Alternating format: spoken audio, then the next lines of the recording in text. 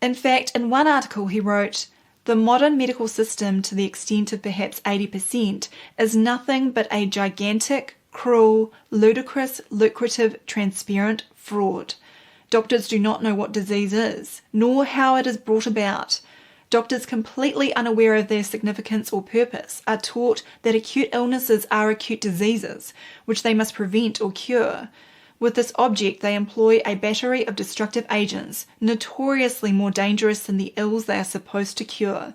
Poisonous drugs, vaccines, radiation, and mutilating surgery are their weapons.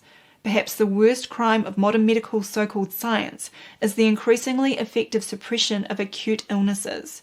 Usually successful suppression has one of four consequences. The sufferer is killed.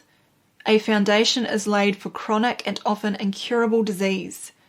Nature, if she can, will after a period of intervals stage more of these would-be spring cleanings or healing crises. Nature may effect a cure in spite of treatment, in which case the doctor will claim and probably get full credit for recovery." Dr. Williams thought it was a disgrace that people were told nothing can be done for them, or that only expensive treatments could help them. Again, he emphasized that labeling someone with a diagnosis didn't actually help them recover, as it often resulted in passivity and outsourcing of health. As he would say, when you tell a patient the name of his disease, this fixes his mind on it, and that is the worst thing that can happen. He also pointed out that the medical system mistook all symptoms as disease, when they really indicated that the body was having a healing crisis. Doctors typically suppress symptoms with pharmaceuticals and sometimes surgery, but this can be a false treatment, as it fails to address the underlying cause. He believed that the chief physical barriers to getting better were overeating, especially the wrong kinds of food; undereating, of the right kinds; insufficient outdoor exercise; indulging in poisons like tobacco and alcohol. With those who resisted his dietary advice, he matter-of-factly stated, "You don't like the sound of it?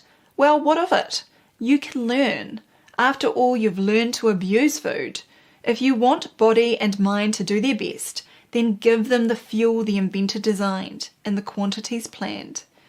He believed that disease is mostly a more or less gradual degenerative process, a consequence of failure to comply with the requirements of well-being. Recovery is mostly a more or less gradual regenerative process, a reward for recognizing and conforming to those requirements. However, he emphasized that of all the causes of disease and of all the reasons for not getting well, the psychological barriers are far and away the worst. He wrote, "So quit trying to get rid of your disabilities. They'll be taken away when you let their cause go. The life force within heals, sustains, provides, protects, and plans if we give it complete control.